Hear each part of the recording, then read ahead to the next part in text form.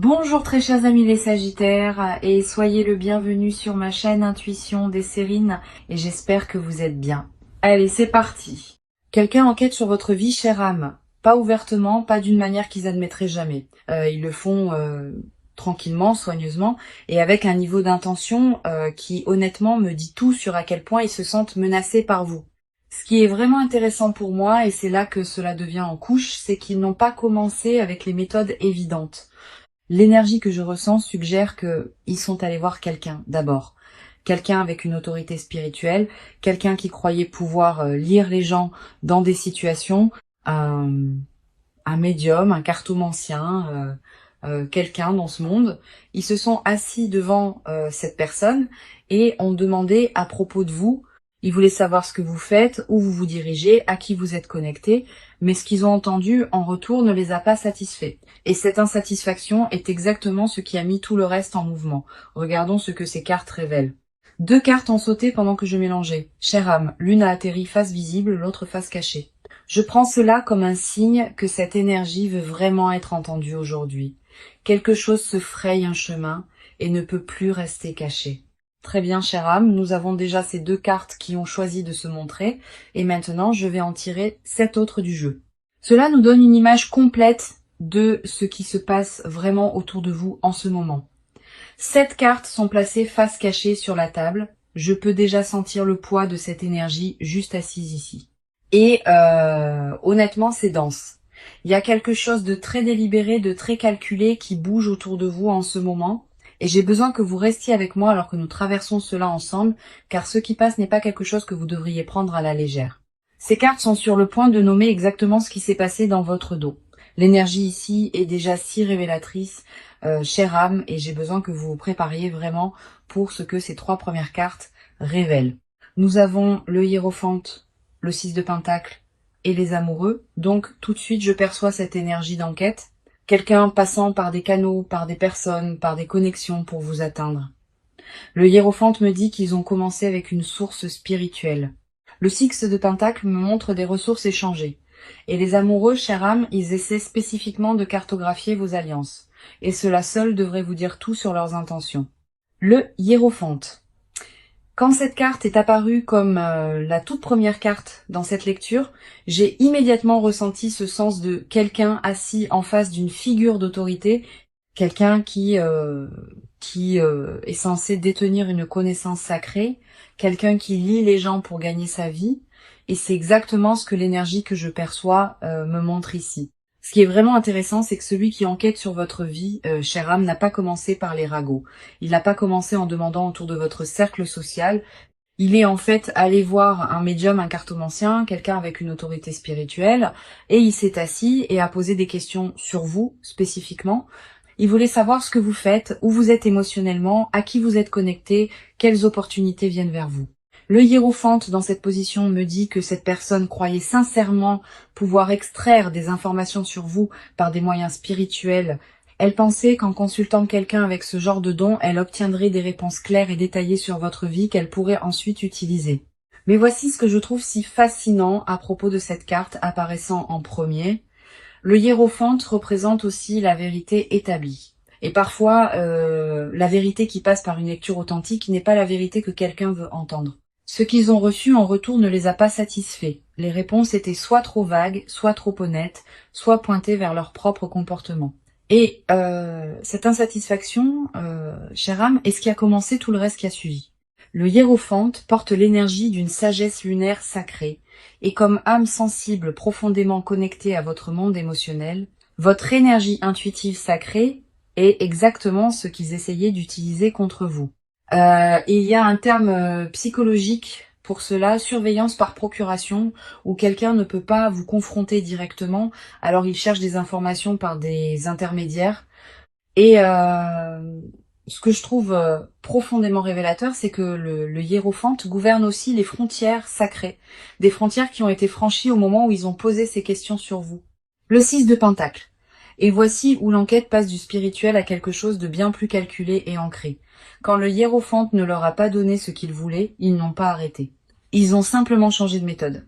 Ce que je perçois avec cette carte est une décision très délibérée de commencer à échanger des ressources, des faveurs et de l'influence pour extraire des informations sur vous, chère âme. Et c'est là que cela devient personnel parce que cela signifie que quelqu'un dans votre cercle, quelqu'un que vous connaissez et en qui vous avez confiance, est compensé d'une certaine manière pour partager des détails sur votre vie.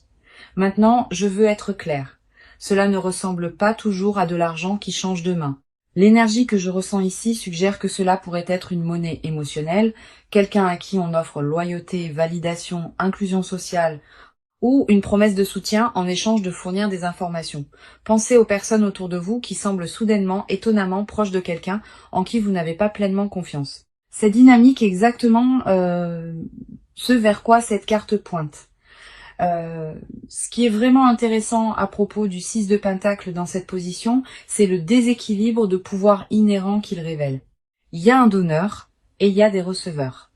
Et le donneur détient tout le contrôle. Celui qui orchestre cette enquête se positionne comme le bienfaiteur, le généreux, tout en tirant tranquillement les ficelles et en recueillant des renseignements sur vos mouvements, vos relations, vos opportunités. Psychologiquement, c'est une tactique de manipulation connue sous le nom de relation instrumentale, où les connexions sont formées ou maintenues non par véritable souci, mais purement pour les informations ou l'avantage qu'elles peuvent fournir. La personne qui fournit des informations sur vous peut même ne pas pleinement réaliser comment elle est utilisée. Et karmiquement, chère âme, c'est significatif. Chaque échange fait dans l'obscurité, chaque faveur échangée pour vos détails privés, porte une dette énergétique.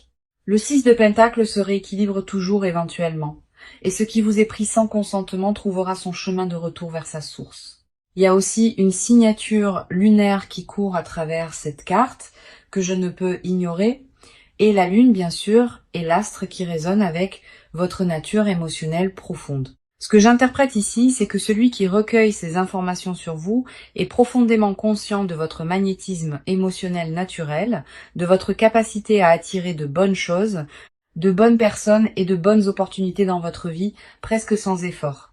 Cette conscience pousse leur besoin de vous surveiller à travers ces moyens transactionnels. Ils ne peuvent pas reproduire ce que vous avez naturellement.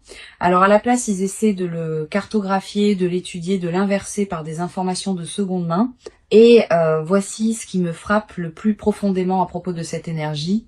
Chaque personne qui accepte quelque chose en échange d'informations sur vous confirme essentiellement à l'univers que votre vie vaut la peine d'être étudiée. C'est pas une petite chose, chère âme.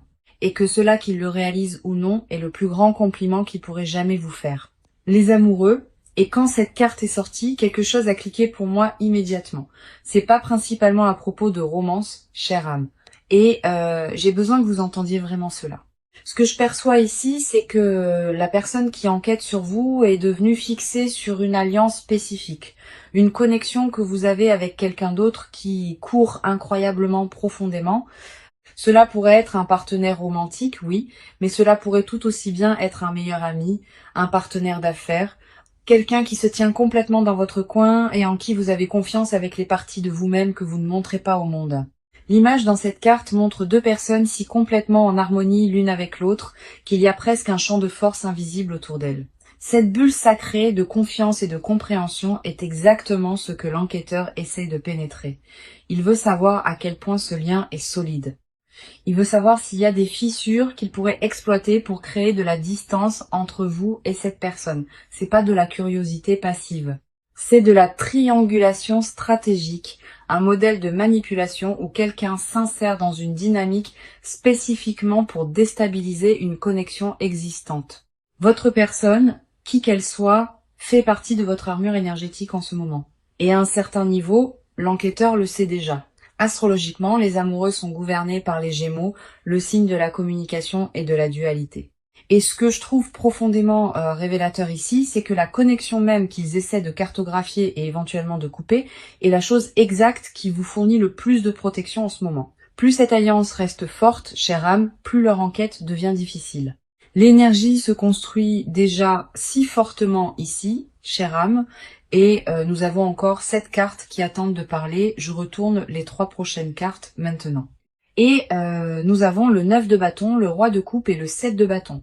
Maintenant, nous entrons directement dans votre énergie, chère âme. Ces 3 cartes ne concernent plus l'enquêteur. elle vous concerne et comment vous bougez à travers tout cela. Ce que je perçois, c'est une image de quelqu'un qui sent que quelque chose ne va pas, qui traite tout cela intérieurement avec une incroyable profondeur émotionnelle et qui construit déjà ses défenses. Et c'est exactement ce qui doit se passer en ce moment. Parce que la chose la plus puissante que vous puissiez faire quand quelqu'un essaye d'enquêter sur votre vie sans votre permission est de devenir tellement ancré et tellement gardé qu'ils ne peuvent rien lire de vous. Le 9 de bâton. Et cette carte parle directement à quelque chose qui se passe en vous, chère âme, quelque chose que vous n'avez peut-être pas pleinement nommé encore, mais que votre corps a absolument, vous l'avez déjà ressenti. Pas d'une manière claire et définissable, mais de cette manière tranquille et persistante où quelque chose c'est simplement. Un léger malaise quand certaines personnes posent certaines questions sur votre vie.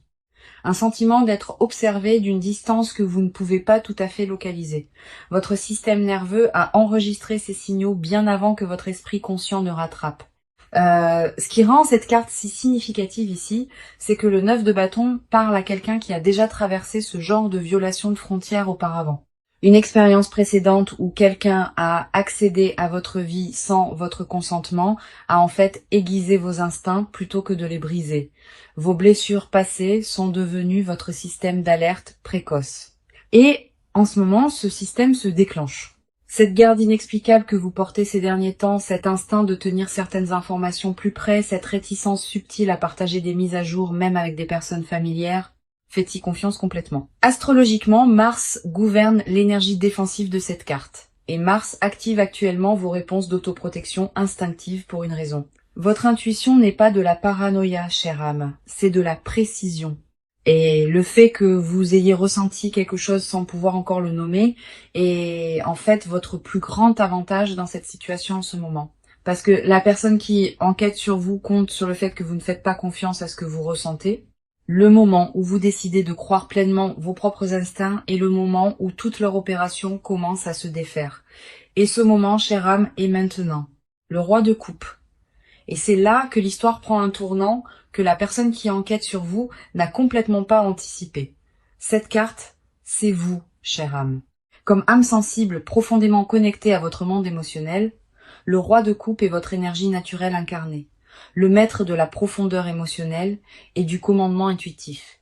Pendant que tout ce que nous avons discuté jusqu'à présent s'est passé autour de vous et sous la surface de votre vie quotidienne, vous avez été assise dans cette énergie du roi de coupe, traitant chaque signal, chaque incohérence, chaque petit morceau d'information avec une intelligence émotionnelle si profonde et si contrôlée qu'elle ressemble à de l'immobilité de l'extérieur. Et cette immobilité est votre arme. Il s'attendait à trouver quelqu'un de réactif, quelqu'un qui porte ses émotions ouvertement, quelqu'un qui pourrait lire facilement. À la place, il trouve un livre fermé. Le roi de coupe maîtrise l'émotion sans la supprimer, ressentant tout profondément tout en ne révélant que ce qu'il choisit de révéler. Ce que je trouve psychologiquement fascinant ici, c'est la dynamique que cela crée. Moins vous, chère âme, réagissez, plus l'enquêteur devient frustré. Plus il devient frustré, plus il pousse fort. Plus il pousse fort, plus il s'expose. Votre calme, chère âme, n'est pas de la passivité, c'est de la stratégie. Et cela fonctionne d'une manière que vous ne voyez peut-être pas encore pleinement. J'ai eu un moment comme celui-ci une fois où quelqu'un dans ma vie essayait clairement de recueillir des informations sur ce que je faisais. Et j'ai simplement pris la décision consciente de devenir complètement silencieuse. Pas de mise à jour, pas de réaction, rien. Et les regarder devenir de plus en plus déstabilisés par mon silence m'a appris que l'immobilité est vraiment la réponse la plus puissante que vous puissiez donner. Le 7 de bâton. Et cette carte est le message le plus direct dans toute cette lecture jusqu'à présent parce qu'elle ne décrit pas ce qui se passe autour de vous. Elle vous dit exactement quoi faire à ce sujet. Quand cette carte est apparue, j'ai immédiatement ressenti cette énergie de quelqu'un choisissant consciemment de tenir bon. Pas par peur, pas par agression, mais à partir d'un sens profondément enraciné d'autoprotection qui vient de savoir exactement qui vous êtes et ce que vous valez la peine de protéger. L'image ici montre quelqu'un debout en hauteur, tenant sa position contre de multiples forces venant à lui simultanément. Cette élévation est importante. Vous ne combattez pas au même niveau que celui qui enquête sur vous. Vous opérez d'un terrain plus élevé énergétiquement et la chose la plus importante que vous puissiez faire en ce moment est d'y rester.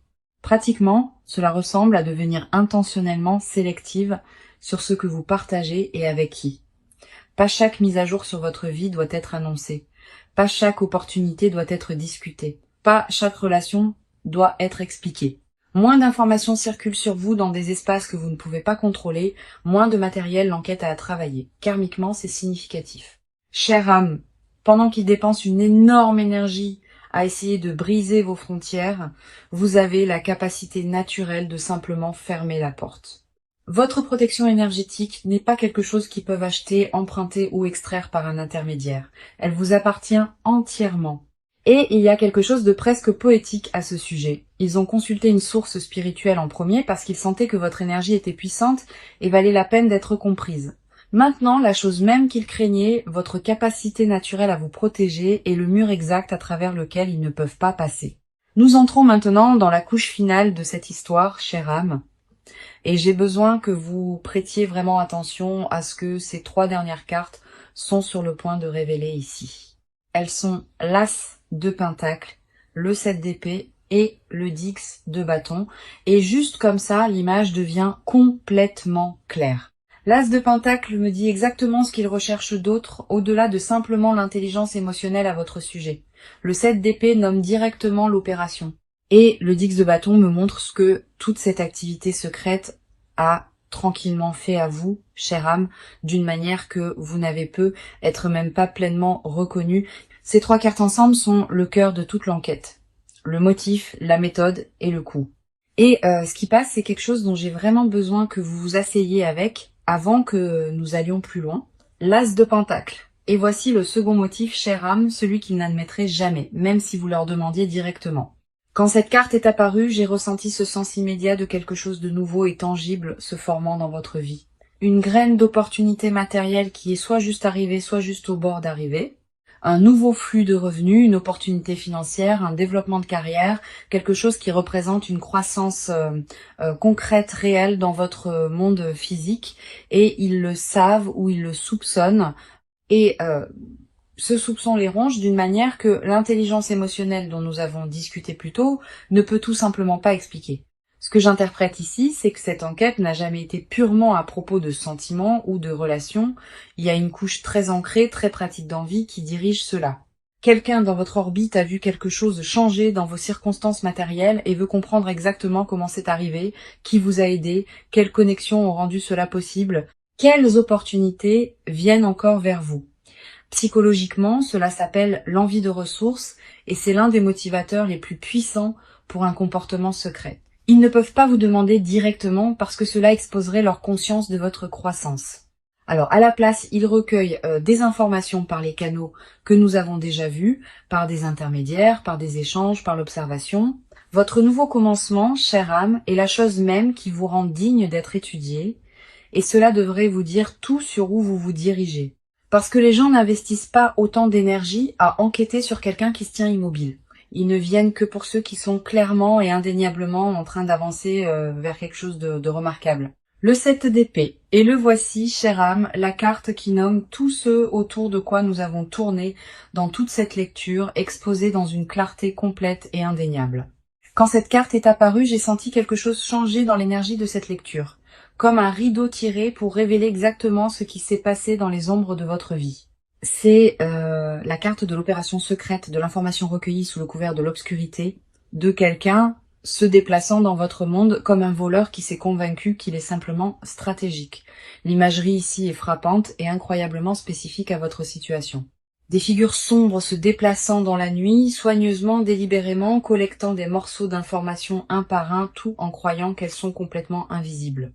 Ces figures représentent le réseau qui a été assemblé autour de vous, les intermédiaires que nous avons vus dans le 6 de Pentacle, la sonde d'alliance que nous avons vue dans les amoureux, tout cela coordonné et intentionnel. Ce que j'interprète ici, c'est un effort très organisé pour construire une image complète de votre vie à partir de fragments. Un commentaire ici, une observation là, un morceau d'information échangé contre une faveur, aucun obtenu directement de vous. Tout assemblé dans l'obscurité et rapporté à celui qui orchestre cela. Pratiquement, cela peut ressembler à des personnes dans votre cercle étant inhabituellement curieuses sur des détails très spécifiques.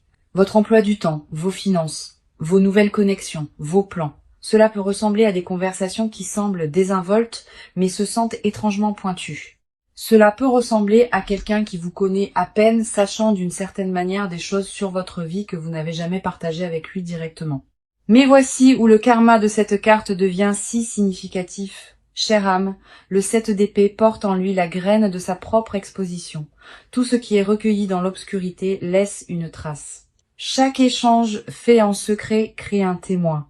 Chaque personne recrutée dans ce réseau devient un point potentiel de défaisement parce que les personnes utilisées comme instruments réalisent éventuellement qu'elles ont été utilisées. Ce qui est construit contre vous dans les ombres en ce moment construit simultanément le dossier contre eux. Chaque mouvement qu'ils font en secret est enregistré par l'univers dans un registre auquel ils ne peuvent accéder ou effacer. Et au moment où ce registre s'ouvre, chère âme, tout ce qu'ils ont collecté deviendra la preuve même de leurs propres intentions. La chose la plus dangereuse à propos d'opérer dans l'obscurité, c'est que vous oubliez éventuellement que la lumière existe. Et quand elle vient, elle illumine tout et tout le monde sans miséricorde ni exception. Le Dick de bâton. Et cette carte m'a brisé un peu le cœur quand elle est apparue parce qu'elle parle à quelque chose que vous, chère âme, avez porté complètement seul et que vous ne vous êtes probablement pas pleinement permise de reconnaître, tandis que les cartes précédentes nous ont montré ce qui se passe autour de vous et pourquoi cette carte me montre ce que cela vous coûte vraiment, pas financièrement, pas socialement, mais énergétiquement et émotionnellement dans les moments tranquilles quand personne ne regarde. L'image ici montre quelqu'un courbé sous le poids d'un énorme paquet, avançant toujours, fonctionnant toujours, se présentant toujours, mais clairement épuisé d'une manière qui va au-delà de la fatigue ordinaire. Cet épuisement est ce que je perçois de votre énergie en ce moment, chère âme. Le genre spécifique qui vient d'une hypervigilance soutenue, du fait de devoir surveiller constamment vos mots, votre partage, votre confiance, votre environnement. Pratiquement, cela se manifeste comme une fatigue mentale difficile à expliquer aux autres, une réticence à se détendre complètement, même dans des espaces sûrs, un bourdonnement de fond de méfiance qui ne s'éteint jamais vraiment. Vous pourriez vous retrouver à trop réfléchir aux conversations après qu'elles se sont produites, à rejouer des interactions, à vous demander ce qui était vraiment voulu par une question ou un commentaire particulier. Ce que je veux que vous entendiez vraiment ici, c'est que ce fardeau est réel, mais il est aussi temporaire. Le 10 de bâton précède toujours un moment de libération, un point où vous choisissez consciemment de poser ce qui ne vous appartient plus à porter. Le poids de leur enquête n'est pas le vôtre à porter. Chère âme, vous n'avez pas créé cette situation et vous n'avez pas à absorber son énergie. Il y a aussi une signature de Saturne qui court à travers cette carte, l'énergie des leçons apprises par le poids et la résistance. Et ce que Saturne promet toujours, c'est que la pression que vous ressentez en ce moment n'est pas une punition, c'est un raffinement. Chaque fardeau que vous avez porté à travers cette situation a construit une version de vous qui est plus forte, plus discernante et significativement plus difficile à infiltrer que vous ne l'étiez avant que tout cela ne commence. Et nous avons une dernière carte restant dans cette lecture, chère âme. Et j'ai besoin que vous restiez avec moi parce que celle-ci va lier tout ensemble d'une manière qui, je pense, aura tellement de sens pour vous. J'étale tout le jeu sur ma paume et je vais laisser mon intuition me tirer vers exactement la carte que cette énergie a besoin en ce moment. Il y a quelque chose de très spécifique qui veut passer ici. Un dernier morceau de cette histoire qui doit être nommé à voix haute avant que nous ne fermions. Je la place face cachée sur la table, prenant juste une respiration avec elle et la retournant. Notre dernière carte est le page d'épée. Et cette carte est le visage de l'opération, chère âme. Pas le cerveau derrière, mais celui qui fait réellement le travail d'observation, de collecte et de rapport. Quand cette carte est apparue, j'ai immédiatement eu le sens de quelqu'un de plus jeune en énergie, sinon en âge. Quelqu'un déguisé d'observateur et incroyablement bon pour paraître neutre, tout en absorbant tout ce qui se passe autour de lui. C'est la personne dans votre orbite qui pose juste quelques questions de trop, qui semble sincèrement intéressée par votre vie, mais dont la curiosité a une qualité très spécifique et dirigée.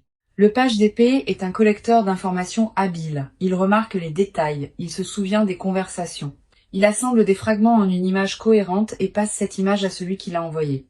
En termes pratiques, cela pourrait être quelqu'un qui suit vos réseaux sociaux très étroitement, quelqu'un qui se positionne près de votre cercle de confiance ou quelqu'un qui initie des conversations spécifiquement conçues pour extraire des informations, tout en révélant très peu sur lui-même.